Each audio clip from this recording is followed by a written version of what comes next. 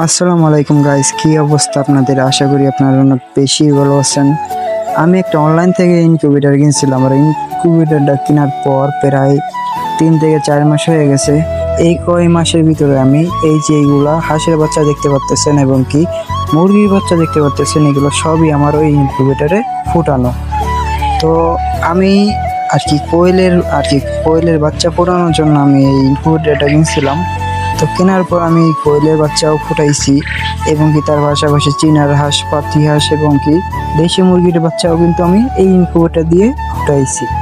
তো এই যে দেখতে পাচ্ছেন আমার ফার্ম, আর এই ফার্মের ভিতরে বেশ কয়েকদিনেই আমি অনেক কোয়েল পাখির বাচ্চাই ফুটাইছি এবং কি এই বাচ্চাগুলোই বড় হয়ে আমাকে দিয়েছে ডিম।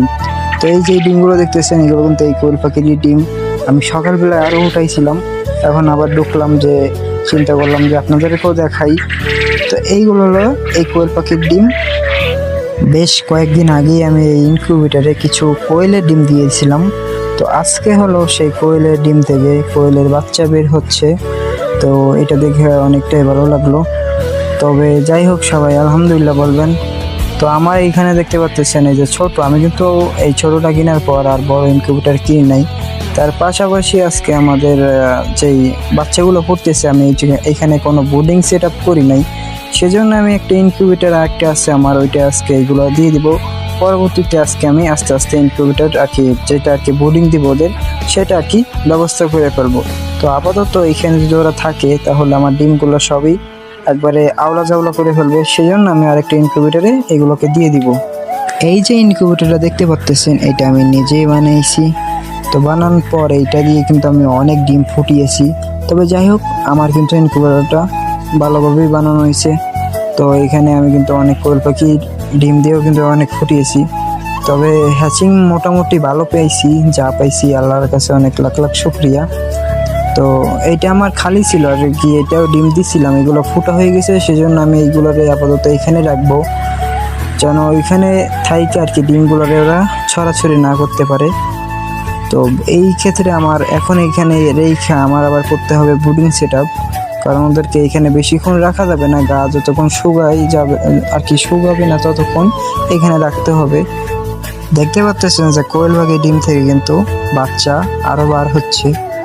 তো আমি এটার আর কি খোসাটা দইরা উঠাই দিব আর কি, ওরে বের করে দিব।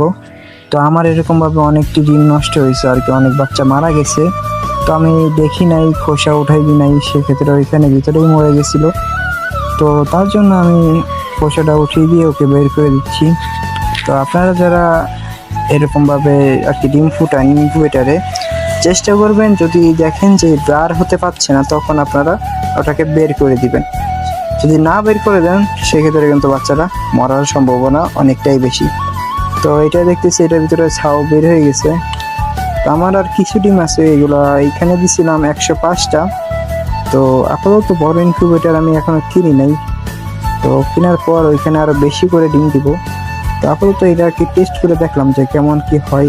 আলহামদুলিল্লাহ, এই ছোট ইনকিউবেটরগুলো কিন্তু অনেকটাই ভালো, আপনারা চাইলে কিন্তু নিতে পারেন।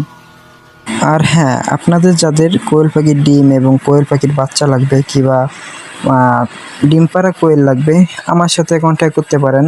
সেক্ষেত্রে আমার কিন্তু লোকেশনটা হচ্ছে বাগেরহাট। আর আপনারা যারা বাগেরহাটে থাকেন, ফার্ম করতে চান কিংবা শখের ক্ষেত্রে কোয়েল পাখি পালন করতে চান, তবে আমার সাথে কন্ট্যাক্ট করতে পারেন। আমার সাথে কন্ট্যাক্ট করলে আমি সব কিছু ঠিকানা বলে দিব। আমার জন্য দোয়া করবেন, আমি যেন ফার্মটাকে অনেক বড় করতে পারি।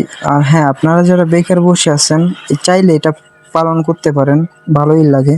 তবে যাই হোক, আল্লাহ হাফেজ, দেখা হবে নেক্সট ভিডিওতে। সবাই ভালো থাকবেন।